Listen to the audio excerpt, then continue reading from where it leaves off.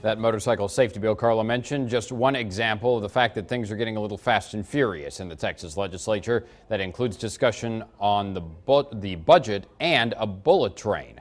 House and Senate leaders have struck a deal on a $3.8 billion package of tax cuts, not as big as what had been discussed early in the session, but with the oil and gas industry question marks, along with job losses in the state, those cuts shrank. 4 of the 10 members of the conference group charged with taking the Senate and House budgets and making them into one final version are representatives of the Brazos Valley. These 4 also voted in favor of a rider on the budget that could have ended the private high-speed rail project from Houston to Dallas that would run through the eastern part of our area. That rider, though, failed. Those 4 votes were the only ones in favor of it. 6-4 was the margin in the conference, and it would have denied any state funding to any private high-speed rail project in the state that includes state land studies and safety oversight. Senator Charles Schwartner said his bill would have protected taxpayers and property owners and held the Texas and Central Partners Group behind this project to their word. They had said that no state money was needed. But the Texas Rail Advocates Group has said it's a blatant attempt to avoid public hearings and shutting necessary groups out of the project. Protections, I should say, are on the way for clergy members and religious organizations who refuse to marry someone. The Texas House has given initial approval to what some call an anti-LGBT bill.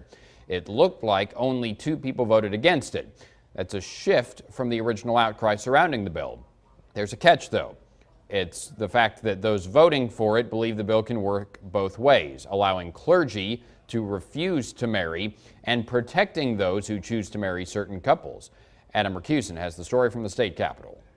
In a turn of events, the controversy surrounding what some dubbed an anti-LGBT bill seemed to fade away,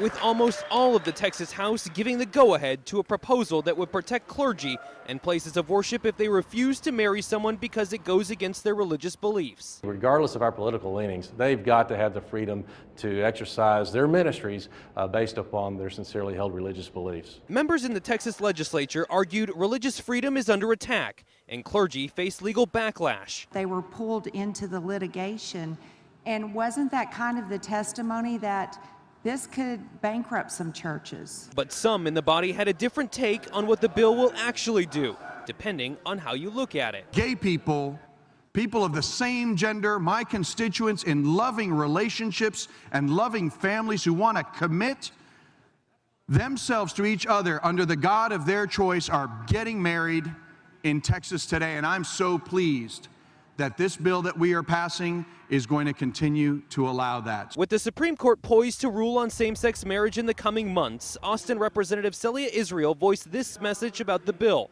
and a law she believes is already in place. Rest assured to those pastors and preachers who will take a more literal interpretation of the Bible that my partner and I of 20 years will not be going to them to bless our union. That bill is expected to get final approval and then head to the governor to be signed into law. Now, if you've ever caught part of the debate in the Texas legislature, maybe you visited the Capitol during the legislative session, you have probably heard lawmakers use some terms that sound like a complete foreign language. Alana Rocha with our reporting partners at the Texas Tribune to find some of the key terms and techniques that lawmakers have used under that pink dome. Parliamentary inquiry. The Texas legislature. Please state your inquiry. It's like watching a tennis match of words. At what point did the parliamentarian or his office decide that my bill was not germane? That calls for a special dictionary. I will immediately call a point of order on germaneness. Passage to engrossment. There being 20 ayes, 11 nays. Ayes have it. House Bill 777 is passed to engrossment. Some are not necessarily spoken, like Christmas tree bill, a broad omnibus piece of legislation susceptible to heavy ornamentation in the form of loosely related amendments. When lawmakers, primarily those in the minority party, want to kill time during legislative debate with the hopes of stalling a bill, they chub. Mr. Schaefer, first off, I want to thank you for everything that you've done for us this session. Chubbing occurs often towards the end of session when bills are up against deadlines to pass. Your pursuit of liberty and justice has been what every American and every Texan wants to see. The people in your district should be proud of you. A representative has 10 minutes to speak, but can go longer if a majority approves. I rise to raise a point of order against further consideration of House Bill 910. Another bill-killing technique, calling a point of order. It's when a lawmaker calls out another lawmaker for violating procedure. Think of it like an objection raised in a court of law. If it's sustained by the judge, or in this case the presiding officer, it sets the legislation back a step. If a bill does pass in the chamber it originated in, it is engrossed or passed to engrossment. And every bill has a fiscal note attached, a detailed price tag of what a piece of legislation will cost the state over the next 2 years. In a session that can be hard to define at times, a quick glossary can be a handy reference. This is Alana Rocha reporting for the Texas Tribune.